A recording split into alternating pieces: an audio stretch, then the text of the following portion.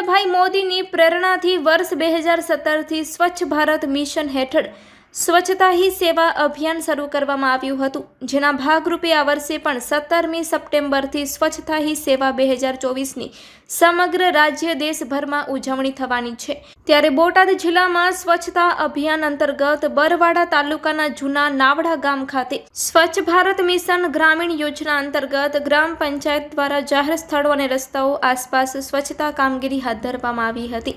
અત્રે નોંધનીય છે કે વર્ષ 2024ના સ્વચ્છતા હી સેવા અભિયાનના મુખ્ય ઉદ્દેશ્યમાં સમાજને સ્વચ્છ, સ્વસ્થ અને સુરક્ષિત બનાવવાનો છે, જેમાં સ્વચ્છતા ભાગીદારી, સંપૂર્ણ સ્વચ્છતા અને સફાઈ મિત્ર સુરક્ષા શિબિરને કેન્દ્રમાં રાખીને દરેક નાગરિકોની ભાગીદારીને મહત્વપૂર્ણ ગણાવી છે।